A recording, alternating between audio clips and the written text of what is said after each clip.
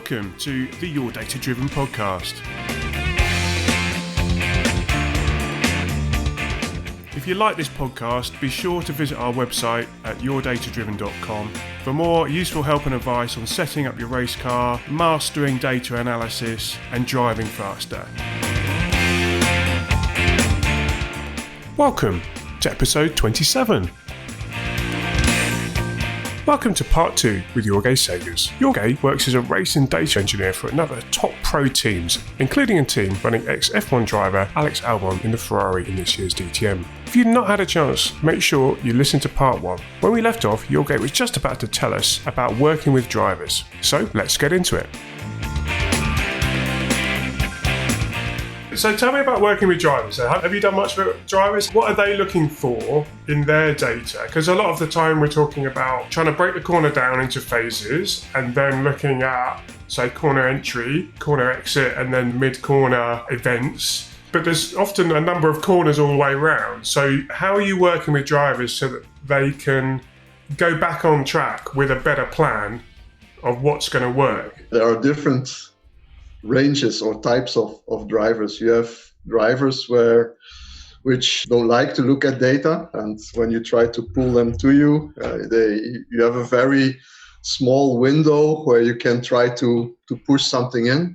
Yeah. So you have to be quick and make sure that you push the right thing in. So what kind of thing would you look for? So let's just take that, because that's a really good example, I think. So what's the situation is this? So the cars come in, and you've done your prep ahead of time, so your laptop and everything's all set up. So all you need is that session of data to come in, and you're going to press go, and all the charts and everything are there, ready for you, for all the different things you wanted to look at.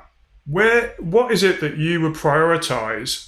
Are you looking for a consistency? Are you looking for particular features in the data? What is it that someone listening to the show, they could think, actually, yeah, I should start with that myself. That's a really good place to start. What would you recommend people would if we only have that narrow window of a couple of minutes and you've got 1-2 things to say to the driver before they lose their attention? When you are in a session, for example, a qualifying session, and you have 2 runs in that session, and you have a very small window of a couple of minutes where you can instruct the driver to do something differently. You don't have a lot of time available to look at consistency. Most of the time, the driver will only have done also a couple of laps. So there is no consistency, because he only did 1 or 2 qualifying laps. So then you just put the quickest lap you have on a reference, which can be another driver or a lap that he did in a previous session or from another event on the same track. And you just look at the time delta channel and you try to figure out where is the biggest time difference coming from, and try to focus on 1 or 2 areas where he's losing the most of the time. And then it's a discussion. It's you have to talk to the driver. Look, this is what I see. You are losing time on the braking, on corner entry, on traction, wherever. And I see that you are braking earlier or you're not braking hard enough. And then the driver very often comes with an argument. Yes, but I don't have the deceleration in the car. I cannot brake that late. Then it's maybe he needs to shift the brake balance forward or rearward, or you need to make a change to the setup that can help him. Maybe you can give him a little bit more rear wing to help him under the braking. So it's not only the driving that you need to look at quickly then. Sometimes you also see, okay, I have here your reference lap. This driver is taking a different apex in that corner, or he's using more track or things like that. In that very short time frame, you just look at where is the biggest time difference coming from, and then you try to discuss with the driver. What is his idea about this? Where is this time difference coming from? And then you need to make a quick decision, or you push him further. You say, okay, I want you to do this. I want you to approach this corner differently, or you need to take a decision on the technical side and try to do something on the car that could help him. That's one thing. If you have then after the session, if you have more time, then consistency becomes important, because then you need to figure out if this problem that you saw in this one lap is something which is coming back every time. If it's a fundamental problem in his driving, or again in the cars, maybe there's something limiting the driver to be able to do this. Like I said earlier, you can do with statistics, you can figure out for a specific corner, this is the driving line that's quick, that gives you the quickest sector time in that corner. But it can well be that your driver after a session comes to you and said, look, Jorge, I'm sorry, but the car does not want to go where you want me to go. And this is the relationship between a driver and an engineer. The driver needs to understand what you try to ask from him, but you also need to understand what he is asking from the car. What does he need to in order to be able to do that? And then after a session, when you have more time, then again, you have metrics which are being produced. You can look at multiple laps on top of each other, etc. Then you have a larger tool chain available in order to find out what's going on and what can I do to help him. Yeah, so there's a whole mixture there between almost factually accurate, this is what's happened, and the reason why that has happened is because of this. And then there's a sort of the human side, which is a mixture of confidence and belief. So the driver has to have confidence, and they also have to have belief that what you're saying is aligns with their own understanding of when they're out and doing something. So if it's a more of a confidence thing, you might look at more of the car, and if it's more of a alignment of beliefs, then that's more of a conversation to try and persuade the driver that perhaps they might want to give that other your suggestion a go thing. Yeah, sometimes it's really tricky because sometimes you have to criticize the driver. You have to tell him that he's doing something wrong. And there's also a reason why it's very often easier to work with professional drivers than it is to work with gentleman drivers. With professional drivers, it's often a lot easier to get a discussion started. Say, look, you are too slow in this corner. This is where you are losing the time. Where is it coming from? And then you can start a discussion. Okay, it's maybe driving line, or it's approach to the corner, or it's something in the car which limits the driver from performing in that way. With gentleman drivers, it's often very obvious why a driver is losing time. But then you have to find a way to communicate that. And I think it's a little bit too simplistic to tell a driver, for example, I want you to brake 150 meters later. I think then in that case, you have to put yourself a little bit in his place. What happens very often when a driver is braking too early for a corner is that he's losing too much speed early on in the cornering phase, and he comes to the apex at a too low speed. At that point, he realizes it and he starts to push the throttle. But then you have understeer, and the car does not accept that amount of throttle at that time because you are in the mid-corner phase. So then the driver comes in, he says, I cannot go to the throttle. I have too much understeer in the car. You need to change something on the setup because the car is not good. But the problem is coming already from the braking. So in that case, sometimes you can try to push the driver in a way, look, I want you to try and brake later. And he can go out, and in order to feel if he's doing well, you have to tell him, look, if you can hit the throttle and go fluently from 0 to 100% on corner exit, then you're pretty sure that your braking point was correct. As long as you have to, as you want to go on the throttle and you have to lift again, you brake too early or you lost too much speed on corner entry. And that way you can send them out for 10 or 20 laps and have him experiment. He will feel when he's finally able to fluently go on the throttle again. Do you ever get a situation where the driver comes in and says, they're quite honest and say, like, I know, or I really feel as if I'm losing time in this corner. What should I do? Yeah, this happens for sure. This happens. And then thank God you have data.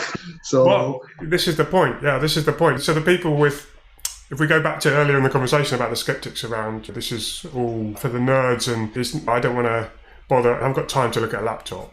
But at the end of the day, you're trying to do the best performance you can. And you may not be racing. You may be just doing a track day event or some other event. But your measure of success is your lap time in some respect. Yeah. And you just want to say, or at least you want to have that feeling of achievement. That you want to progress as a driver or as a team. You want to be moving up the grid, or you want to be improving your lap time. And I think it takes quite a lot of a good relationship in the team to be able for the driver to come in and say, I'm feeling nervous around that corner, or I just don't know what to do, because that's admitting a kind of, rather than pointing at the car. But so what would you look at? What would you look at if they came in and said to that? Is it the braking point? Is it this understeer measure? What kind of things would you look at to help them? I would look first of all on the way he enters the corner. I think the performance throughout a corner, it's determined for the biggest part, it's determined in corner entry.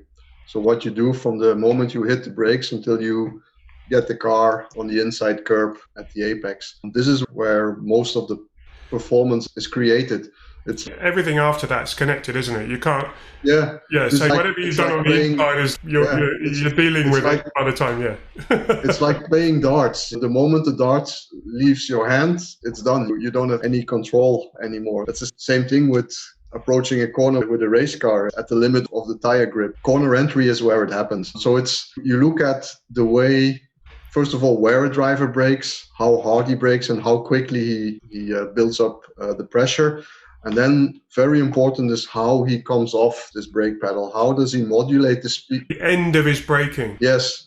Where is the driver able to come off or to release the brake pressure into the corner? This is, I think, one of the most important items to look at when you are looking at single corner performance.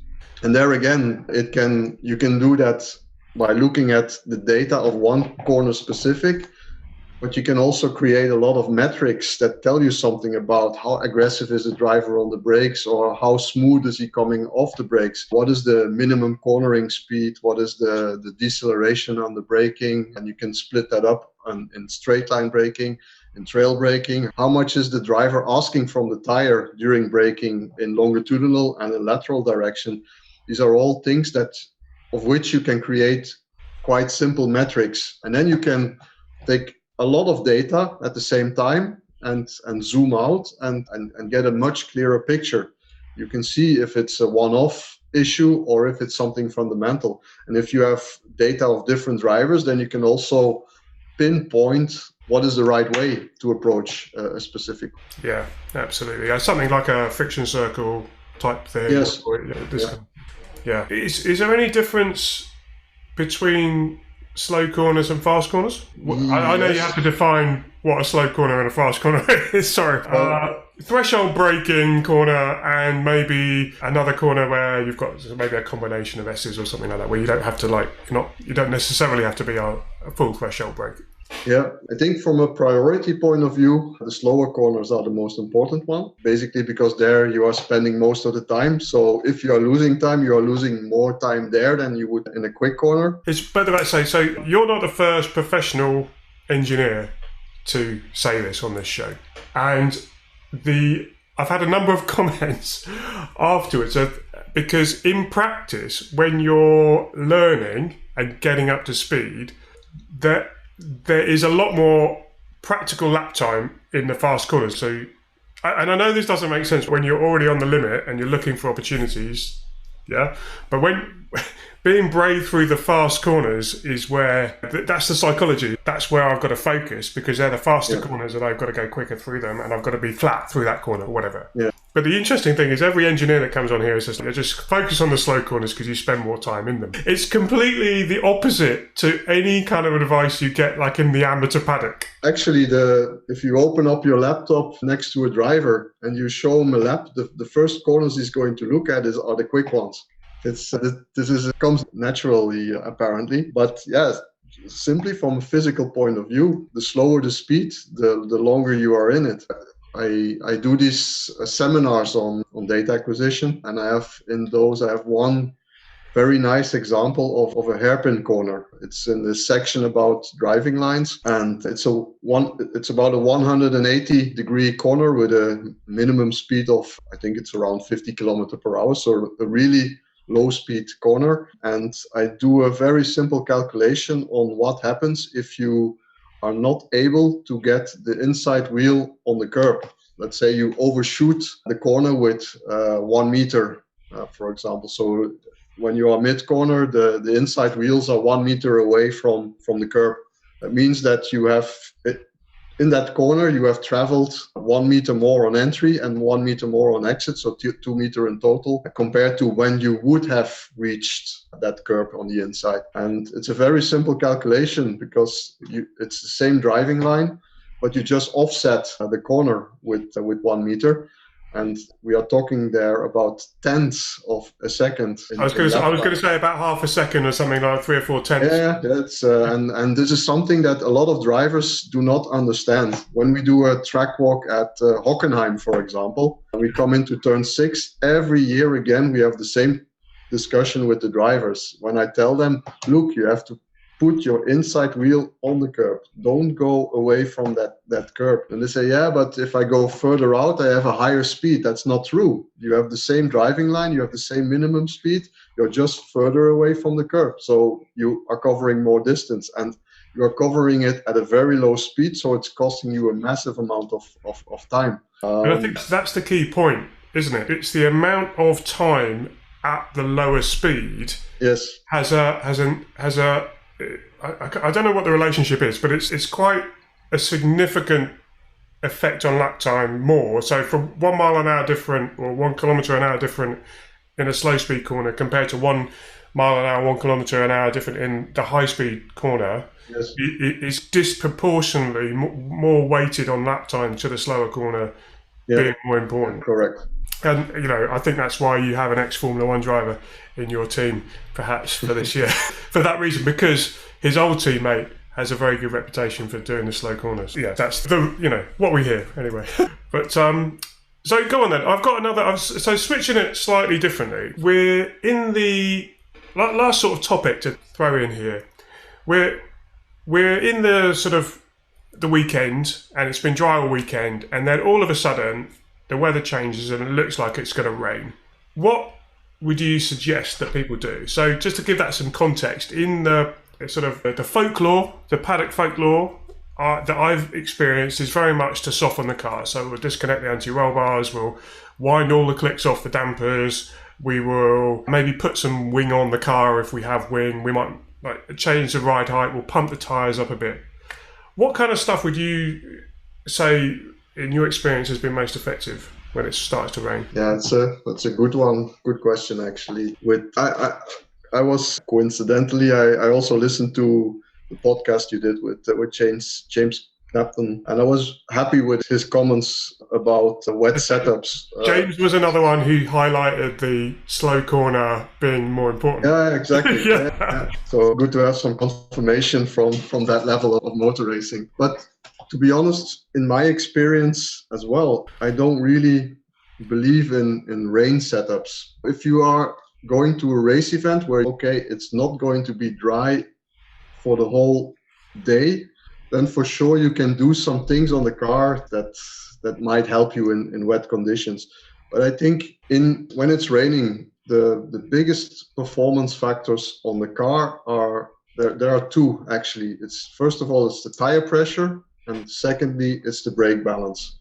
With those two parameters, you cover off 90% of the performance of the car in wet conditions. So just to be sure, on the tire pressures, you pump them up, and with the brake balance, you move it back? The second item, yes. With the brake balance, when it starts raining, you go back. You don't want, when you brake, the front wheels locking because you have too much brake power on the front axle. So you shift that to the rear axle. But on the tire pressure item, that depends basically on how wet it is. And that's, I think, the difficult thing of wet conditions. There's an ideal tire pressure for every set of track conditions, but when it's wet, the track conditions can change so quickly that ideal pressure window is actually a moving target. I think there's some general rules that the more water you have on the track, the higher you should go with your tire pressure, basically just to move the water channels in the tire a little bit wider from each other so that you can evacuate more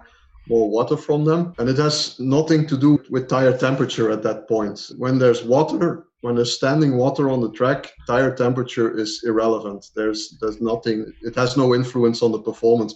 Very often people ask me that, should we heat the rain tires before we are going out? And there, if you are running a tire in full wet conditions, when there's really a lot of water on the track, I would actually heat them, but it's just to boost the pressure up a little bit so that you have an even higher pressure going out. And this is just a confidence booster for the driver, that he has immediately a little bit more peak grip available when he exits the pit lane. But 2 corners later or half a lap later, the tire temperature will have stabilized to the track temperature. You don't have a big benefit of that. When you are running a rain tire set in conditions where it starts to dry up, then you don't want to heat the tire because you're going to overheat it anyway already. So you try to keep it as low as possible from the beginning. So that's 2 different objectives. And it's the same with the tire pressure. Like I said, a lot of water on the track, you boost your pressures up. But then there comes a point at which the track starts to dry out.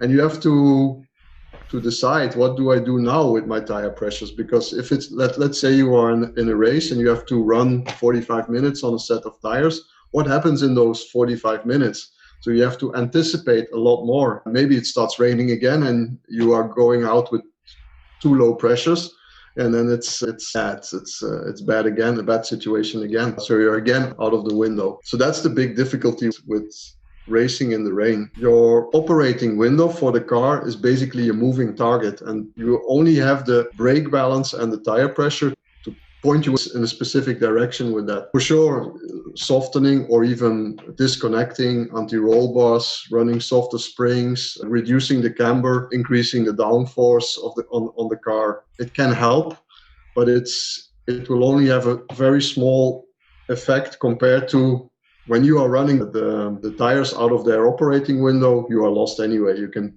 put whatever setup on the car, it will not help. And actually, this is interesting. I do a lot of endurance races where you have sometimes changing weather conditions. And what you see very often is that when it starts raining, there are some drivers that are from one point to the other, they are like 2 or 3 seconds a lap quicker than others. And this is, you have drivers which are talented in wet conditions, which are coping a lot better than others when the grip is that low. But for me, this is then a car which really found the sweet spot with the tire pressures. And very often you see then when the conditions change, then you have another group of drivers which is improving their performance, whereas the other one, the one that was quick before, starts to drop off a little bit in performance. So it's really about hitting the right tire pressure window in wet conditions. Yeah, it's just not easy, is it? I think that's the summary. I hate it. I really hate it when it starts to rain, because it's not all science-based. You have to guess what's going to happen. Funny story, at the moment it was not that funny, but last year I did the Nürburgring 24 hours, and there a lap is more than 8 minutes, and we had bad weather, wet and cold weather conditions for the whole race.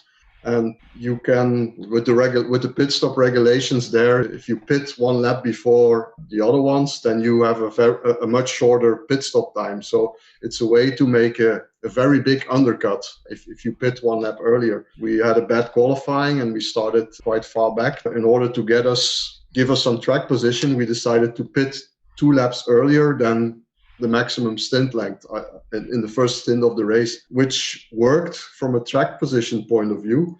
But the problem that brought was that we were always the first, because we were always the first to pit from that point onwards. We were always the first to have to decide on changing track conditions, what to do, what kind of tire we should run, what kind of tire pressures we should run. And we were always wrong. It was full red when we were pitting, and then 2 laps later, when the other ones were pitting, the track was dry because it's like almost 20 minutes later. So this was a really frustrating race because we were always the experiment. This is it. You're locked in because you can't suddenly extend your stint length. No. You're locked into you have the 20 minutes that you lost on the first stint, you are always behind, or you're always that much earlier compared to the other car. And we were always the first one that had to make a decision on track conditions, and the other ones had 20 minutes more to first of all look at us, and secondly to make their own decisions. That was quite frustrating, to be honest. Look, honestly, this has been absolutely fascinating, and it's been even more fun than I was hoping for. It's just great to get into this detail, and I'm sure people listening have been able to pick up so much and hopefully be able to pull some of that back into their own racing and their own track time, and just see or just listening to how you approach what you do, and also empathise with some of the challenges. There isn't a right answer necessarily for everything, like range setup, whatever. So that will give people a lot of comfort as well. I think to listen to someone like yourself with your experience, and to hear that it is still difficult, even when you do have all the tools and the toys and the understanding, and it is still difficult. That gives people a lot of hope. And then just having 2 or 3 things just to start with, little actionable things they can do, so people will go away, they'll think, right, okay, I'm not going to bother worrying about my damper clicks and my roll bar and everything. We'll just try and get the brake bias wound back if we can do that, and we'll just try and get these tyre pressures. We'll just play with them and maybe experiment on a wet track day and just see what happens. Yeah, and even in dry conditions, the tire pressures, those are the basic parameters that define your performance window. It's the tire pressures, the brake balance, the tire temperatures, obviously, as well. You have to make sure that you have your tires working in the proper window. You have a roll stiffness and roll stiffness distribution, which if you have 4 potentiometers on the car, it's really easy to calculate that. And then you have aero balance, you have weight distribution, which you can measure statically when you just put your car on the scales. So you have some parameters to evaluate if your car is in its proper window. And most of the times, that's already 80% of the work done. Yeah. After that, it's damper clicks and a flap here, or a degree of wing there, or a millimeter or 2 of ride height. That's more fine-tuning, but you have to make sure that your car is generally in its window. Yeah, and that's a great point, because you do see a lot of people who go and track their car, either racing or just on a test or track day, and visibly you can see that they've not quite got something right with the basics. Then from then on, the drivers, they just haven't got a chance, to be honest. They're always fighting something that's inherent in the car, because it's not in what you would say that is the window. Wonderful. So are you online? Where can people find you? And do you have a site? What's your presence online? Where can people have a look? I have a website, js-engineering.be. So there, find some more info on what activities I'm up to, and also you find some more information on my book there, and any seminars or webinars that I'm doing. So all information is there. Or if you just look me up on the regular social media channels like LinkedIn, Facebook, Instagram, I'm there like most of the population. That's absolutely fantastic. I'll put some links in the show notes. Perfect. So make sure people can get that. But yeah, I just want to say thank you very much. Thank you. It was a pleasure. It was an honor to be here. What a great guy. So relaxed and yet so experienced. I really hope you're able to get great tips and advice from this special 2-part show. The heartening takeaway for me is that it's great to hear, even at a pro level, they still find this stuff a challenge. Hopefully that gives you some more confidence and comfort that there isn't always a right answer. That in itself is why I think it makes racing so fun.